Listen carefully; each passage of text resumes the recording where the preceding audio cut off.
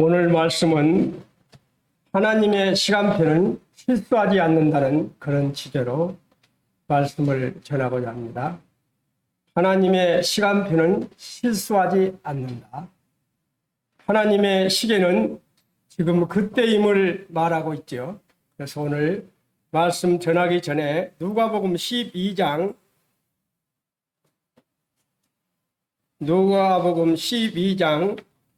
54절부터 56절까지 다 같이 읽겠습니다.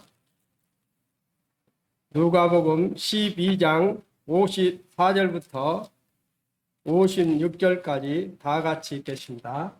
다 찾으셨죠? 시작. 너희가 구름 서쪽에서 이는 것을 보면 곧 말하기를 소나기가 오리라 하나니 과연 그려하고 남풍이 부는 것을 보면 말하기를 심히 더우리라 하나니 과연 그러하니라. 예식하는 자여 너희가 천지의 기상은 분간할 줄 알면서 어찌 이 시대는 분간하지 못하느냐. 그 다음에요. 고린도 후서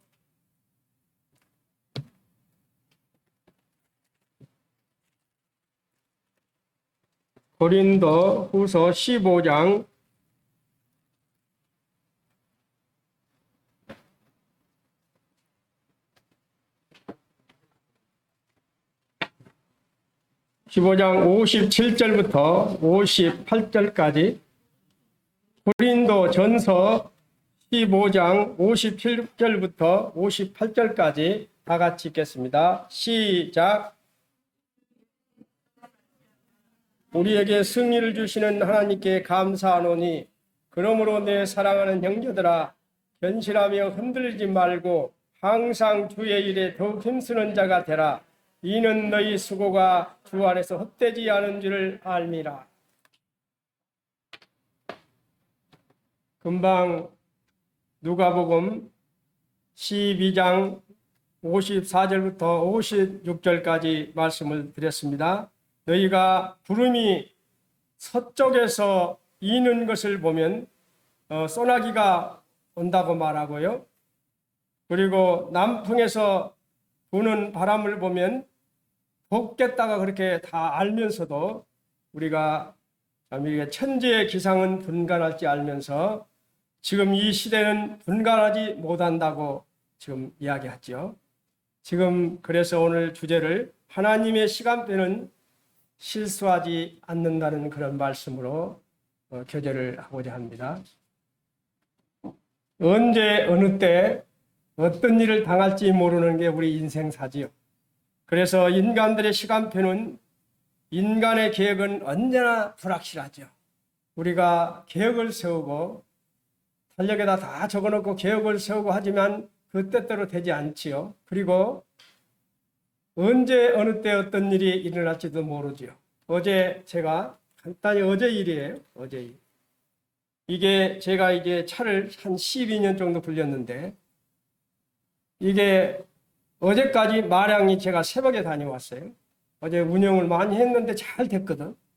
그래서 제가 이제 어제 좀 운동을 하려고 차를 몰려고 딱 하니까 문이 안 열려버려요. 제대로 안 해. 이게 아무리 해도 문이 안 열려요. 그래서 억지로 이제 이 키를 다시 빼서 이 키로 이제 여니까 아파트가 난리가 난 거예요.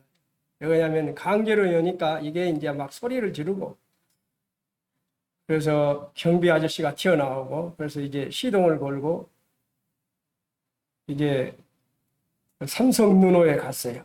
갔더니 아이고 하도 오래돼서 이게 없습니다.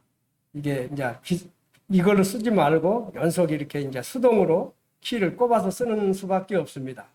그런데 그러면 구해달라고 하니까 지금 반도체가 이렇게 해서 구하는데 빨라야 10월 달이고 그것도 장담 못합니다. 그래서 가격은 얼마입니까? 15만 5천 원입니다. 그래요. 그래서 18만 5천 원. 그래서 그래요. 이제 집에 오다가 생각하니까 제가 12년 전에 이제 받았던 또 보조키를 하나 받아난 것이 기억이 나더라. 그래서 12년 전에 제가 받았던 키를 어디다 놔뒀을까? 그러다가 이제 제 생각 중에 거기다 놔뒀을 확률이 많겠다고 딱 뒤지니까 바로 나오더라고요. 그래서 그것을 들고 다시 삼성눈에 가서 약을 끼니까 그렇게 잘 돼요. 제가 이 말씀을 드리는 것은 금방까지도 잘 됐던 이것이 금방 또 안 되더라고요. 그래서 우리가 잘 아는 봉구 형제님이 얼마나 덩치가 크고 건강합니까? 그 형제님이 안 좋아서 거진 한 달간 입원했다가 나왔죠. 그래가 제가 금요일 날 집에 신방을 갔어요. 교제하는데 지금도 얼굴이 부석부석해서 부어 있어요. 그렇게 덩치가 크고 건강한 사람도 어느 순간 한순간에 아프더란 말입니다. 우리는 인간들이 아무리 계획을 잡고 해도 안 되지요. 언제 어떤 일이 벌어질지를 모르는 것이죠. 우리가 지금 건강하지만 미국의 대통령 바이든도 그렇게 철저하게 경호를 하지만 코로나에 걸렸어요. 언제 우리의 시간표는 변할지가 모릅니다. 그러나 전능하신 하나님은 인간들이 아무것도 뒤집을 수 없는 시간표를 가지고 계신다는 것이죠. 영적인 많은 전도들이 사탄들이 온갖 수단을 다해서 하나님의 계획을 좌절시키고자 하지만 결코 그럴 수는 없지요. 하나님의 시간표는 실패할 수가 없다는 것입니다. 예요. 하나님의 계획은 그대로 추진되지요. 그러나 하나님의 계획이 어떨 때 계획이 바뀌었던 거예요. 간절히 회개하고 히스기야 너 15년밖에 너 살지 못한다 했을 때 히스기야가 백을 향하고 간절히 진심으로 회개하고 눈물로 기도했을 때 하나님은 이사야 선지자가 그 뜰을 나가기 전에 마음을 바꾸시고 너 지금 히스기야에서 가서 내가 너 15년을 더 살게 해주겠다고 해라고 그 계획을 바꾸시지요. 간혹 하나님의 마음을 감동시켰을 때 그럴 때는 하나님이 계획을 바꾸시지만 그러나 계획을 바꾸시지 않는다는 것이죠. 하나님의 계획은 실수하지 않는다는 것입니다. 그리고 주님이 오시기 전 1500년 전에 쓰여진 레위기 26장 42절부터 45절까지 보면요. 제가 그걸 읽어버리면 너무 시간이 가서 어느 정도 성도님들이 아실 겁니다. 그때 하나님 말씀이 얼마나 확실하고 정확한지를 한번 소개할게요. 하나님은 모세를 통해서 분명히 그때 내게 말씀하십니다. 이스라엘 백성들이 하나님의 말씀을 불순종하면 여러 가지로 너희들을 징계하실 것이라고 분명히 말씀하시죠. 보면 이스라엘은 안식년 제도가 있죠.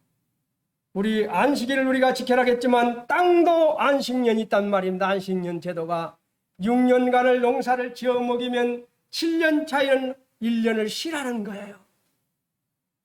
열심히 6년간 농사하면 1년간 7년 차에는 꼭 쉬라고 했습니다. 그런 안식년 제도가 있어요. 매년 매 7년마다 한 해씩 그 땅에 경작을 쉬도록 하는 제도예요. 토지에 경작함에 있어서 7년마다 한 번씩 경작하지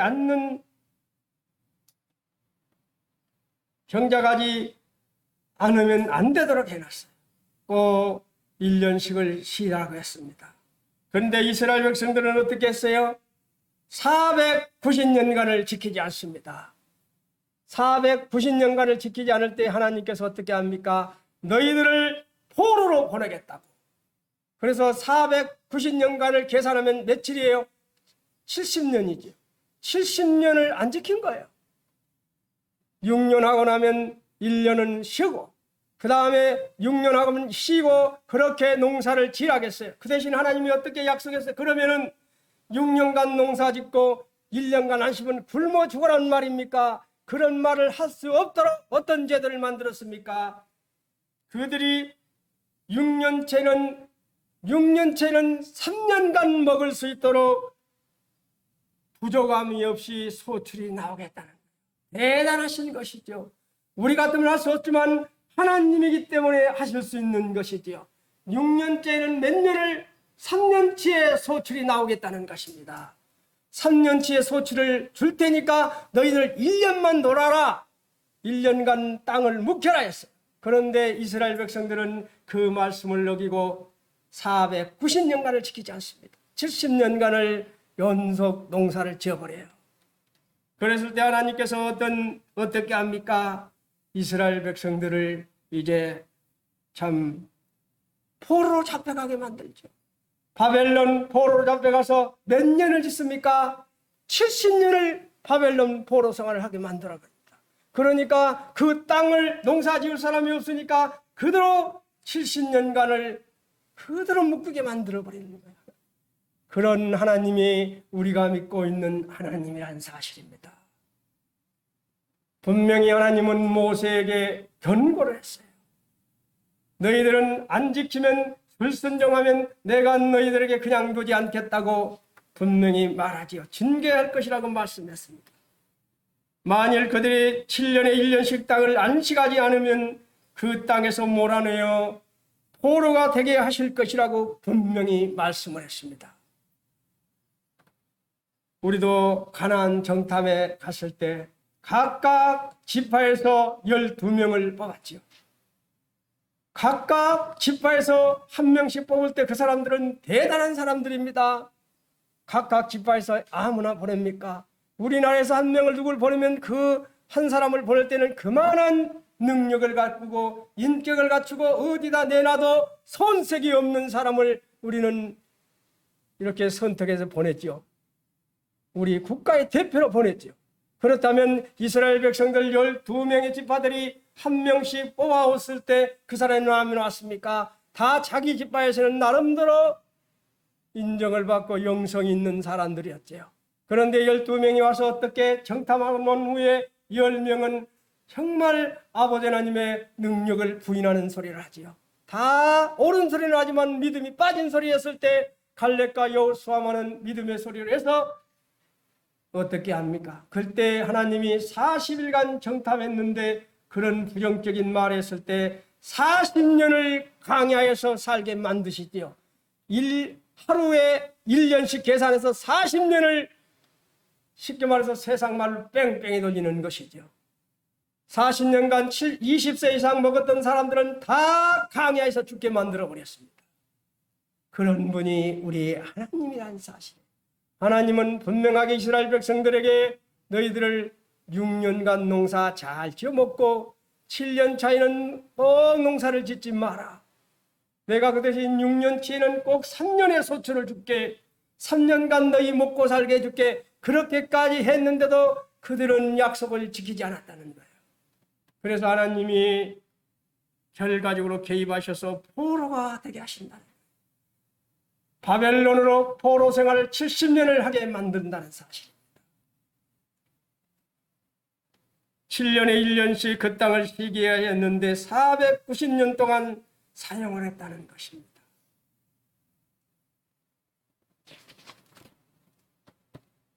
그들이 내 법도를 싫어하며 내 율례를 멸시함으로 그 땅을 떠나서 사람이 없을 때 그 땅은 황폐하여 안식을 누릴 것이요. 그들은 자기 죄악으로 형벌을 뭐라고요? 기쁘게 받으리라. 분명히 하나님께서 뭐라 하겠습니까? 내 규례를 멸시함으로 그 땅을 떠나서 사람이 없을 때 그 땅을 황폐하게 하여 안식을 누리게 할 것이 얼마나 무서운 하나님이십니까? 약속을 지키면 너무나 자비로우신 하나님이시지만 약속을 어기고 불순종할 때는 이렇게 철저하게 70년을 포로 생활을 하게 해서 70년 동안 황폐하게 만들어서 그 땅이 70년간 안식을 누리게 만들어버린 하나님이십니다. 그런데 그때 바벨론 포로가 된다는 것은 당시에는 터무니없는 일로 여겼다는 거예요. 그때 분위기가 터무니없는 걸로 여겼습니다. 꼭 지금같이 지금 우리가 곧 때가 마지막 때라고 말할 때마다 사람들이 전혀 못 느끼시듯이, 그럴 때도 바벨론 포로가 된다는 것은 당시에 터무니없는 일로 여겼다는 거예요. 백성들이. 많은 거짓 선지자들과 선고자들은 그러한 예언이 얼마나 어리석인 건지를 연속 말했다는 것입니다. 지금도 우리 말씀하면 그럴싸하게 지식인들이 뭐라고 합니까? 안 좋게 말하지. 지금 말세를 말하면 이단이라고 쳐버리고 연속 그렇게 분위기를 만들어가는 그 시대가 지금이나 똑같다는 거예요. 바벨론의 포로가 될 것이라고 예언하는 에레미야를 어떻게 했습니까? 엄청나게 핍박했습니다. 에레미야 선지자는 이런 것을 선포했어요.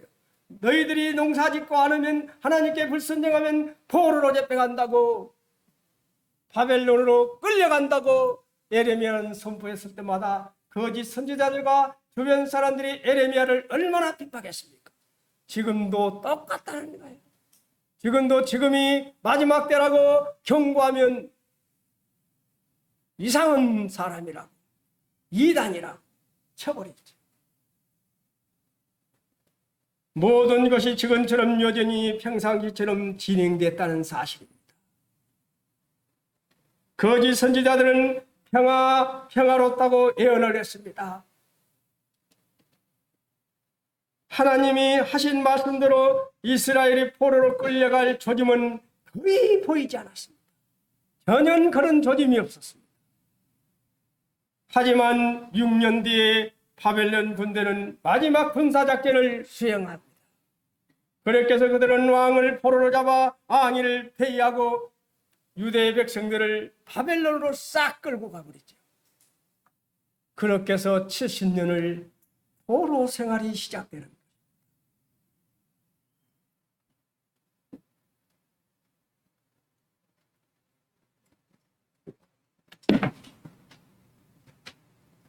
그리고 불과 칼로 황폐해진 그 땅을 70년 난간 무엇이요?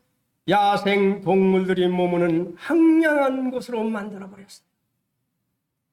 우리 1년, 2년, 몇 년만 농사지지 않으면 어떻게 됩니까? 우리 아버지, 어머니 산소에 가서 한 몇 개월만 안 가도 난리가 나버려요. 풀이 자라서. 엉망입니다. 그런데 70년을 농사를 짓지 않고 그냥 놔둔다면 어떻게 되겠습니까? 완전히 우거져 버리는 것이죠. 그래서 진생들이 그 황폐한 고대 야생 동물이 머무는 황량한 곳으로 70년을 만들었다는 사실입니다.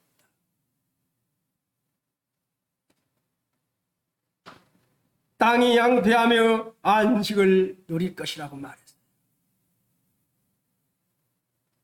역대하 36장 20절 21절에 분명히 이런 말씀을 하시죠. 이에 토지가 항무하여 안식년을 누린 같이 안식하여 70년을 지내었으니 여호와께서 예레미야 입으로 하신 말씀을 응하였다.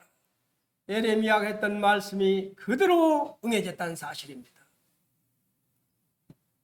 하나님의 말씀은 문자 그대로 성취됐다는 사실입니다. 유대 백성은 70년을 바벨론에서 머물러야 했습니다. 후일 왕조가 바뀌어서 바사 왕 고레스가 유대인들로 하여금 자기 땅으로 돌아가도록 허락을 해서 돌아오게 되지요. 그것도 하나님이 개입하시지요. 어떻게 해서요? 느부갓네살 그 왕조가 멸망하고 다시 바상 고레스 왕이 그 왕권을 잡은 후에 그 사람에게 좋은 마음을 갖게 해서 어떻게 합니까? 이스라엘 백성들, 유다 백성을 다 다시 땅으로 가게 하지요. 우연이 아니라 하나님께서 이 고레스의 마음을 움직이시지요. 유대인이 바벨론의 포로가 되어 끌려간 지 정확히 70년 만에 하나님의 시간표는 정확하게 맞아떨어졌다는 사실입니다. 요한복음 14장에서 주님께서는 친히 이런 말씀을 하시지요. 가서 너희를 위하여 처소를 예비하면 내가 다시 와서 너희를 내게로 영접하여 나 있는 곳에 너희도 있게 하리라. 마태복음 24장에서는 우리 주님께서 제자들에게 말씀하십니다. 그때 인자의 징조가 하늘에서 보이겠고 그때 땅의 모든 족속들이 통곡하며 그들이 인자가 구름 타고 능력과 큰 영광으로 오는 것을 보리라. 그가 큰 나팔과 함께 천사들을 보내리니 그들이 그의 택하신 자들 하늘 끝에서 땅 끝까지 사방에서 모으리라고 말했습니다. 이 말씀은 지켜질까요? 안 지켜질까요? 분명하게 지켜질 것입니다. 주님의 이러한 말씀 이후에 약 20년이 지난 후에 데살로니가 전서가 쓰여지지요. 그때 데살로니가 전서 4장 16절 17절에서 성령께서 사도 바울을 통해서 감동을 시켜서 교회의 놀라운 소망에 관해 자세하게 또 우리에게 말해주는 기절이 있죠. 바로 이것이 그 기절입니다. 성령께서 사도 바울을 통해서 교회의 놀라운 소망에 관해 이렇게 자세히 말해주고 있다는 거예요. 우리가 그냥 흘러가서는 안 된다는 것입니다. 제가 읽어드릴게요. 주께서 호령과 천사장의 소리와 하나님의 나팔 소리로 친히 하늘로부터 강림하시리니 그리스도 안에 죽은 자들이 먼저 일어나고 그 후에 우리 살아남은 자들도 그들과 함께 구름 속으로 끌려올려 공중에서 주를 영접하게 하시리니 그리하여 우리가 항상 주와 함께 있으리라. 뭐라고요? 구름 속으로 끌려올려 공중에 주를 영접하리니. 지금 우리가 이런 소리 하면 저 봐라 황당한 소리 한다.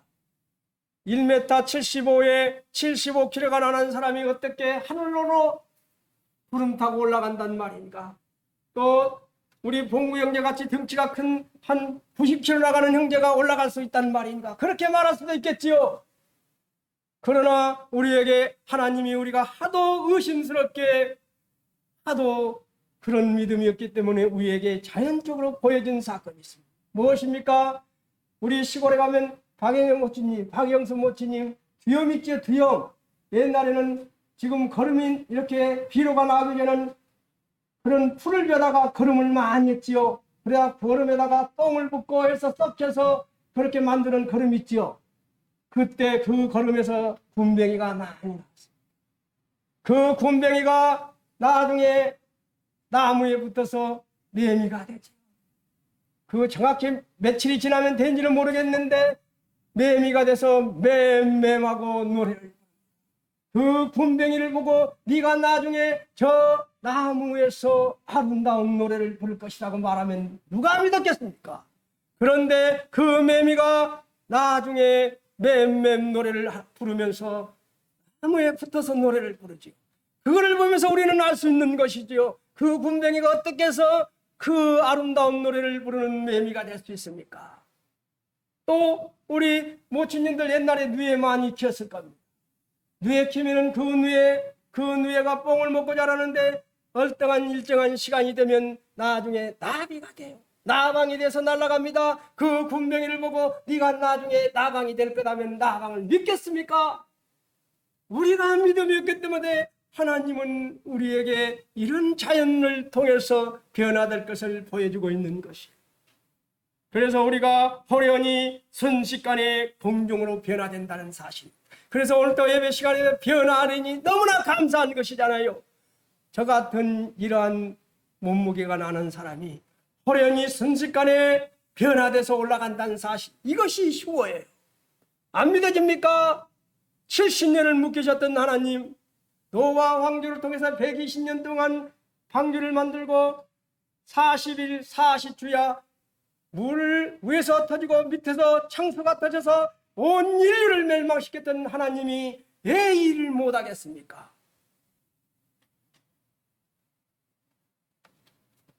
구름 속으로 끌려올려 공중의 수를 영접하시리. 바로 이것이 휴거입니다.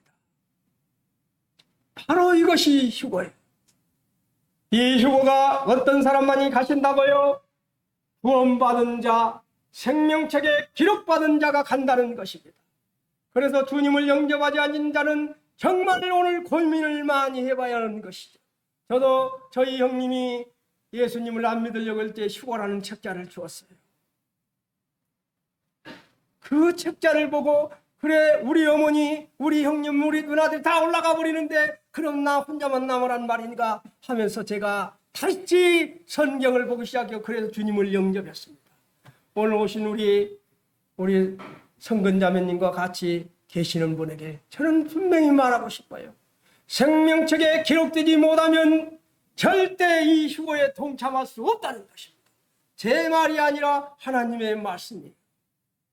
생명책에 기록되어야만이 하나님을 영접한 자라만이 이 휴거가 하나님이 우리 주님이 오시는 그때 호련히 순식간에 변화돼서 우리가 구름 속으로 끌려올려 간다는 것이 이것이 바로 휴거 사건입니다. 호련히 갑자기 온다는 것이에요. 제가 이 멀쩡하게 아침에도 잘 됐고 오전 내내 차를 굴렸는데 오후에 운동을 가니까 이것이 먹통이 돼가지고 안 되더라는 말입니다. 한순간에 이렇게 되듯이 우리는 언제 고장이 날지 모르는 게 우리 인생이에요. 우리가 건강하지만 언제 어느 때 어떤 일을 당할지 모르는 게 우리 인생이란 말입니다.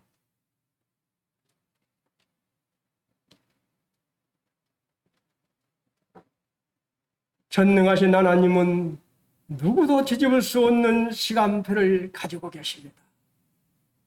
사탄들이 온갖 수단을 다하여 하나님의 계획을 좌절시키려 하지만 결코 그럴 수는 없는 것입니다. 하나님의 시간표는 절대 실패할 수 없다는 거예요. 실수가 없다는 것입니다. 이제 하나님의 시간표가 얼마나 더 확실한지를 제가 이제 또 보여드리겠습니다. 에스겔 36장에서는 유다 멸망을 말하고 있습니다. 바로 유다가 멸망해서 70년간 포로로 갔지요.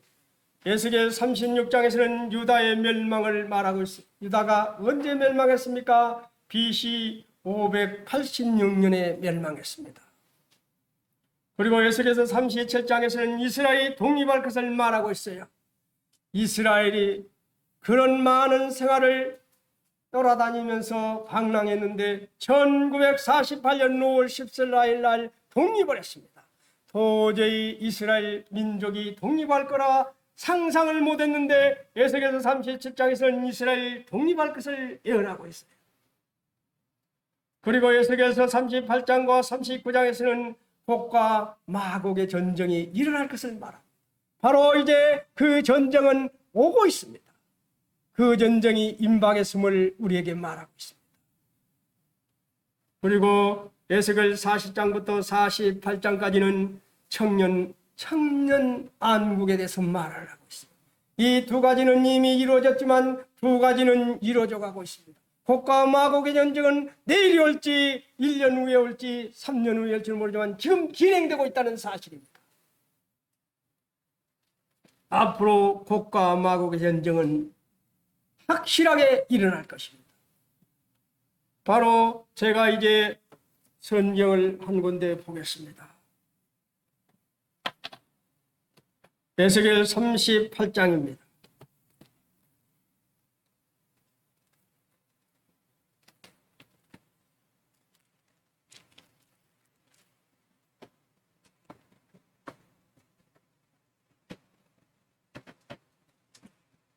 에스겔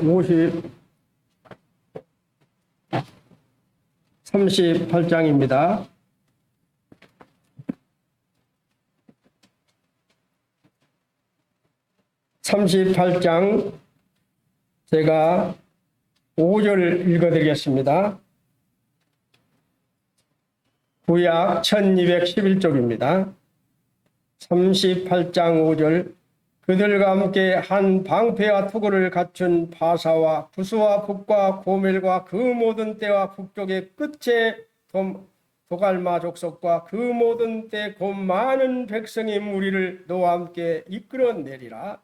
그 다음에요 8절입니다. 여러 날 후에 곧 말년에 내가 명령을 받고 그 땅 곧 오래 항폐하였던 이 이스라엘 산에 이르리니 그 땅 백성의 칼을 벗어나서 여러 나라에서 모여 들어오며 이방에서 나와 다 편안히 거주하는 중이라. 11절입니다. 말하기를 내가 편원의 고을들로 올라가더라. 성벽도 없고 문이나 빗장도 없어도 염려시 다 편안히 거주하는 백성에게 나아가서 물건을 겁탈하며 노략하리라 하고 내 손에 들어서 항폐하였다가 지금 사람이 거주하는 땅과 여러 나라에서 모여서 짐승과 재물을 얻고 세상의 중앙에 거주하는 백성을 치고자 할 때에 스바와 스단과 타시스의 상인과 그 부자들이 내게 이르기를 너가 약 탈취하려 왔느냐? 너가 내 무리를 모아 노략하고자 하느냐? 은과 금을 빼앗으며 짐승과 재물을 빼앗으며 물건을 크게 약탈하고 하고자 하느냐 하리라. 15절입니다. 너가 내 고국 땅 북쪽 끝에서 많은 백성 곧 다 말을 탄 큰 무리가 능한 군대와 함께 오되 구름이 땅을 덮은 같이 내 백성이 이스라엘을 치러 오리라. 보가 끝날이 무엇입니까? 말세야 종말을 말하는 것이죠. 끝날에 내가 너를 이끌어 다가 내 땅을 치게 하리니 이는 내가 너로 말미암아 이방 사람들의 눈앞에서 내 거룩함을 나타내어 그들이 다 나를 알게 하려 한다. 이 마곡의 전쟁은 분명히 오고 있습니다. 아니 내일부터 시작할지 1년 후에 시작할지 모르지만 분명히 오고 있다는 사실입니다. 바로 마곡이 어디입니까? 오늘날 러시아, 우크라이나, 카자흐스탄 그 스키다이인들이 상징하고 있는 것이죠. 곡과 마곡의 땅은 러시아가 이끄는 북방의 세력을 일컫는 것입니다. 그렇다면 곡의 동명, 러시아와 같이 동명을 맺는 국가가 어딜까요? 성경에 나오고 있습니다. 바로 여기서 나오잖아요. 바사도 나오지. 바사는 페르시아, 이란과 이라크를 말합니다. 구스는 에티오피아, 수단을 말하고 붓은 리비아, 알제리, 튀니지를 말하고 고멜은 터키 서부 지역을 말하고 도갈마는 터키 동부 지역을 말합니다. 이것이 이제 러시아가 한편이 돼서 이 이스라엘을 공격할 것을 말하고 있습니다. 성경은 이미 예언하고 있습니다. 그리고 곡에 대항하는 국가들이 무엇입니까? 금방 말했지요. 여기 스바와 드단과 다시스, 바로 스바와 드단이 사우디를 말합니다. 사우디, 예멘, 오만, 쿠웨이트, 이것이 스바와 스단이지. 그리고 다시스는 스페인과 소유럽 국가들을 다 통틀어서 말합니다. 바로 이제 이스라엘 중심으로 이런 사우디, 예멘, 오만과 이런 무리와 함께 또 러시아와 이렇게 곡과 마곡의 영정이 시작될 것을 말하고 있습니다. 이미 되었습니다. 물건을 격탈하며 노략. 예강 때잖아요. 이스라엘 무슨 땅이 노략할 게 있습니까? 그렇잖아요. 이스라엘 땅이 노략할 것이 하나도 없어요. 그런데 이스라엘 건국의 영웅인 전 총린 골다 메이커가 이런 유명한 말을 합니다. 우리 이스라엘인이 모세에 대해 좀 불만이 많이 있습니다. 모세가 이스라엘 민족의 영웅이지요. 그런데 골다 메이커는 이런 말을 했어요. 우리는 이스라엘인이 모세에 대해 좀 불만이 많이 있습니다. 그는 우리를 40년 동안 광야를 헤매게 한 뒤 중동에서도 석이 하나 나지 않는 땅으로 우리를 이끌었습니다. 지금까지 얼마 전 2000년까지만 해도 전혀 이 말이 맞는 거예요. 이스라엘 땅은 오직 하늘에서 비를 줘야만이 농사를 지은 땅, 앞뒤 좌우로 도망갈 수 없는 땅, 하나님이 지켜주겠다는 약속이지요. 그런 땅은 찾아봐도 없어요. 왜요? 이스라엘 땅은 딱 중앙입니다. 요리 가면 지중해요. 요리 가면 도망갈 데가 없고 위에서 비를 내려주자면 농사를 지을 수가 없는 땅. 이 말은 무엇입니까? 내가 책임지겠다는 말이죠. 내가 책임을 지겠다는 말. 그런데 이스라엘은 이렇게 아무것도 없었어요. 그런데 이것이 확 뒤집어지는 사건이 나오고 있습니다. 앞으로 저녁에 가서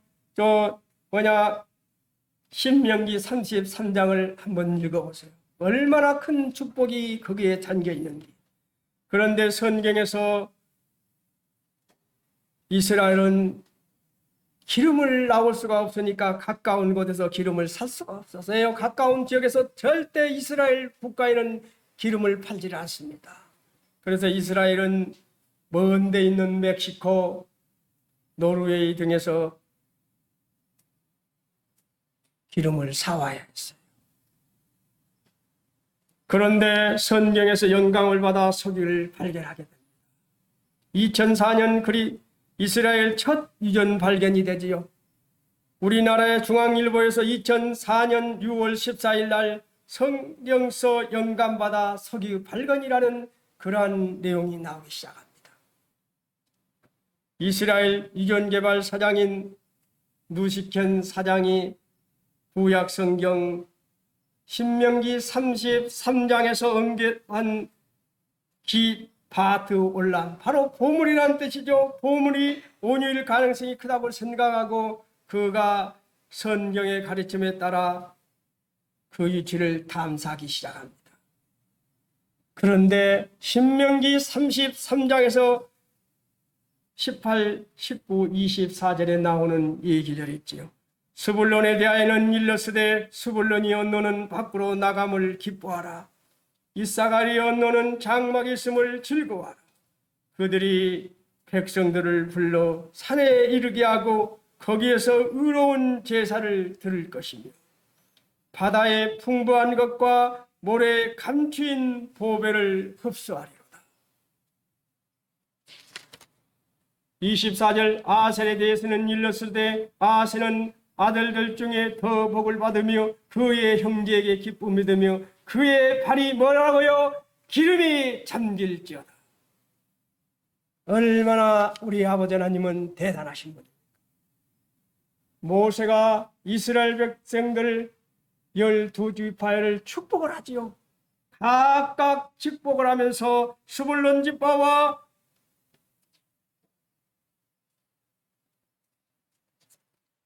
아셀 지파에게 축복했던 기적입니다. 그때 축복했던 이거를 보고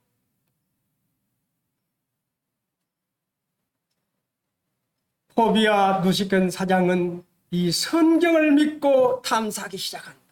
대단한 사람이죠. 이 사람은 오직 성경 하나만을 믿고 탐사할 때 그 비용이 얼마나 많이 들어갑니까? 그런데 탐사를 했는데 결과가 엄청난 물량이 잠재하고 있는 것입니다. 이스라엘 연안의 천연가스 매장량이 미국도 많은데 미국이 놀랄 정도로 엄청난 물량이 발견되었죠. 미국 지질학계에서 그 미국 지질조사국에서 발표했던 거예요. 지금 이스라엘의 옛날에 아무것도 없던 그 땅 밑에가 천연가스가 매장량이 엄청나다는 것입니다. 그리고 석유가 17억 배럴, 사우디 다음에 매장량을 가지고 있다는 것입니다. 이스라엘 그 쬐깐한 나라가. 그래서 그 말이 무엇입니까? 물건을 격탈하여 노락하리라. 이 말은 이스라엘이 아무것도 없는 가난한 별것도 없던 그런 자원이 없는 나라였지만 지금은 엄청난 매장량을 가지고 있다는 거예요.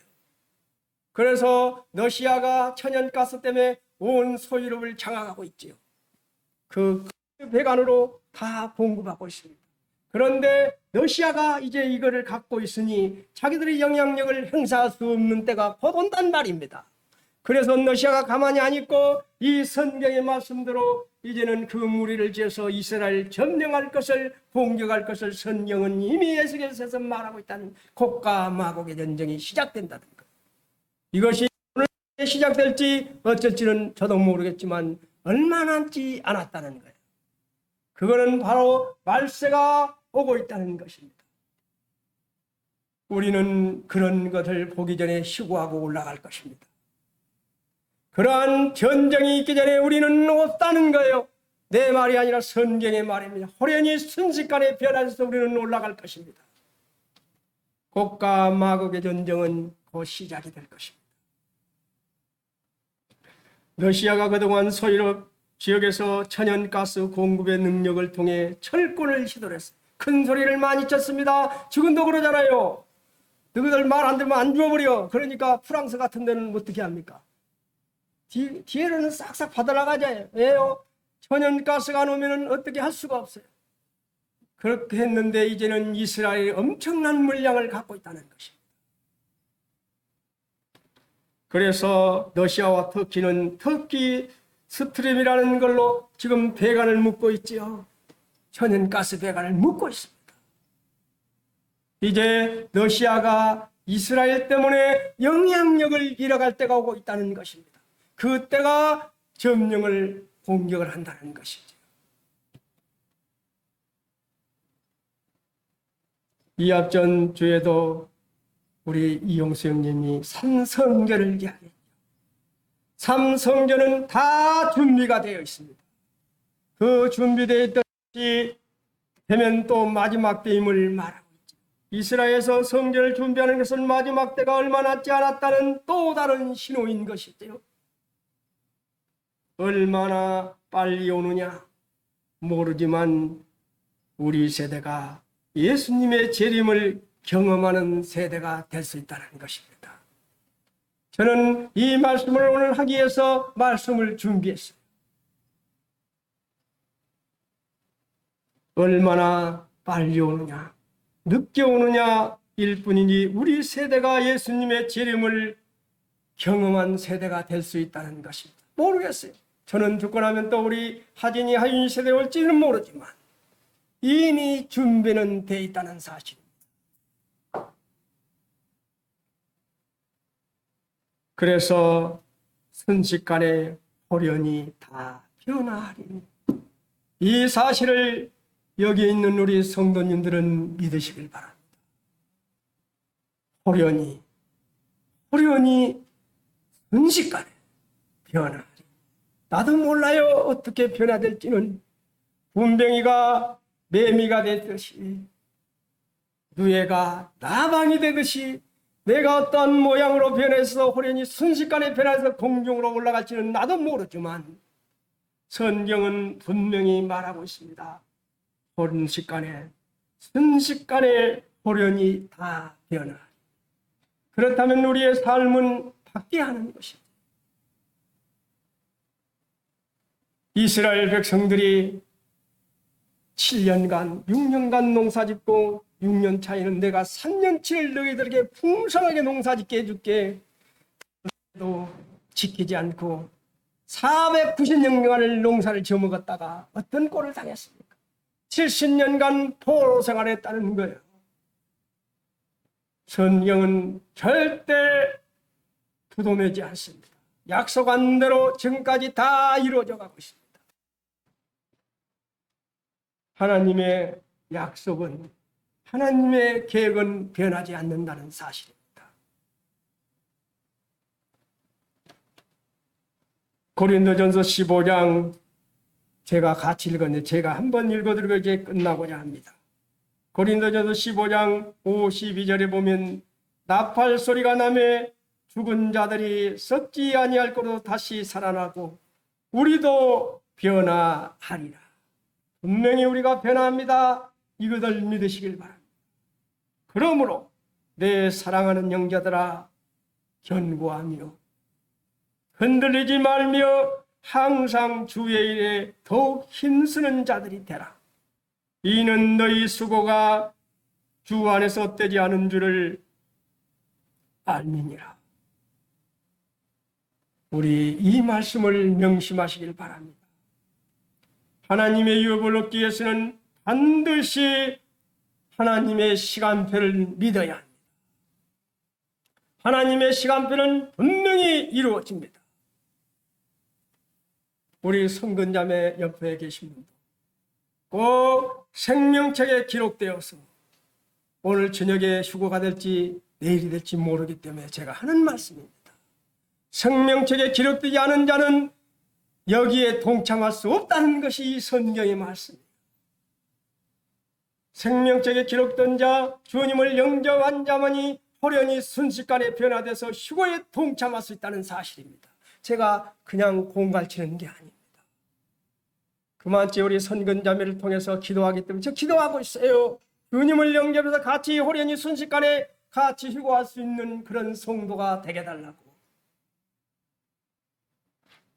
바로 하나님 유업을 얻기 위해서는 반드시 우리는 시간표를 믿어야 하고 그거는 이루어지고 있다는 사실입니다. 영광스러운 승리는 하나님의 약속을 전적으로 믿는 믿음만으로 가능하다는 사실입니다. 그렇죠? 믿음이 승리를 주는 이유가 무엇일까요? 믿음은 하나님을 보기 때문에 승리하는 것이죠. 믿음은 하나님을 보기 때문에 승리하는 것입니다. 믿음은 무한한 가능성을 보기 때문에 승리하는 것입니다. 맞죠? 믿음은 무한한 가능성이 있는 것입니다.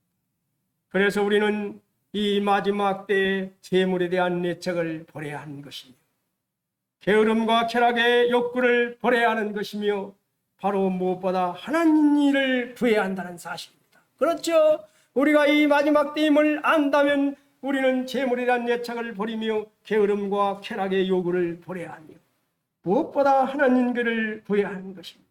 그래서 우리는 충성된 청지기로 순종하는 청지기로 예비하는 청지기로 살아야 할 의무가 있는 성도라는 것이죠. 이제 마치고자 합니다. 사도 바울은 이런 고백을 했습니다.